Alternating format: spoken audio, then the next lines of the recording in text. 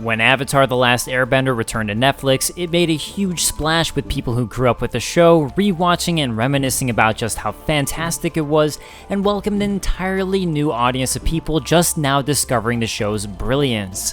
While Aang and the gang's adventures sadly came to an end, Avatar's sequel, The Legend of Korra, drops on Netflix August 14th. So it's my pleasure to jump back into the world of Avatar and present to you the best episodes from The Legend of Korra.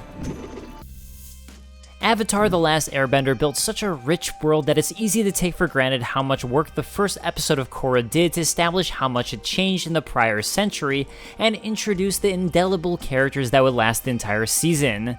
It traded Airbender's setting for an industrialized utopia, established Korra as more of a hothead than Aang ever was, showed bending street gangs, and more. The aftermath was a huge turning point in Season 1.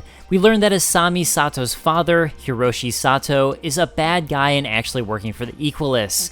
He's been using his civic power as a robber, baron-esque industrialist to build weapons for the Equalists at a hidden factory under his mansion.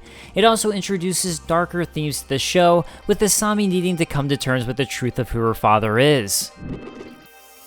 In this episode, all of Korra's nightmares come true as Amon takes away Korra's bending.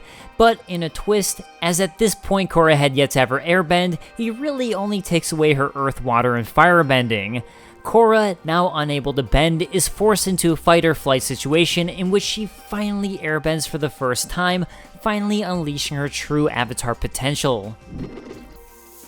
While the show up to this point had taken place in an industrialized version of the Avatar world, Beginnings was a nice break from this as Korra learns about the first Avatar, Avatar 1.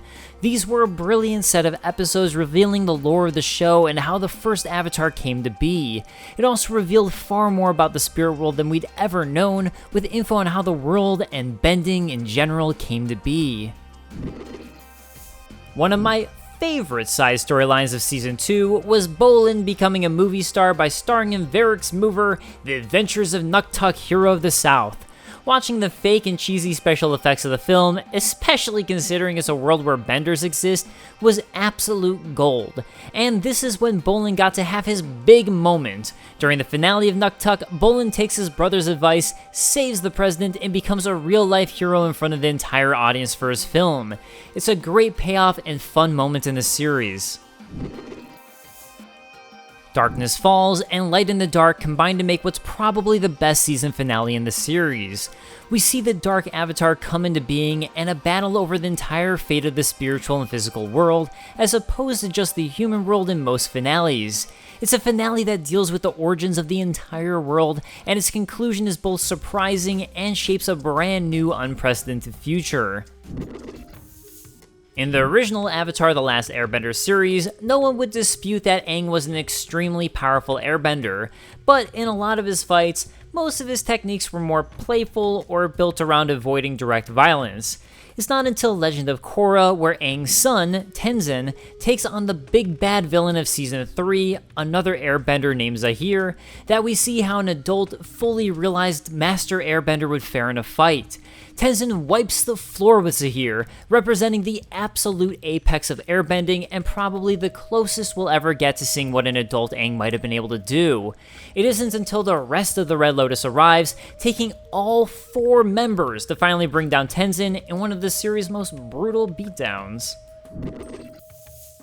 The hits the airbenders in this action-packed Season 3 finale, with a fully enlightened Zahir taking on a weakened Korra after the Red Lotus fails to kill her by injecting her with poison meant to introduce the Avatar state. While she battles Zahir through the sky, the other members of Team Avatar Gen 2 fight the rest of the Red Lotus, with recently learned lava bender Bolin fighting Ghazan, and Mako fighting Minghua in a crystal-lit cave.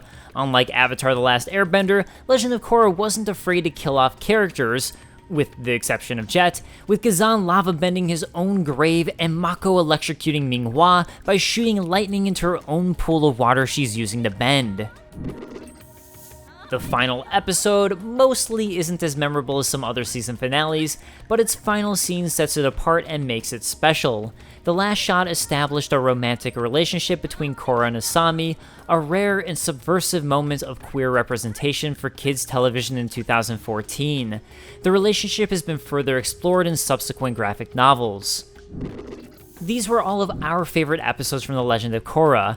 Personally, as I mentioned, I love watching Bolin's big movie finale, but what was your favorite episode? And what was your favorite season? They're all fairly different with completely unique arcs, so I'd love to know. Thanks for watching, and check out our picks for the Last Airbender best episodes as well.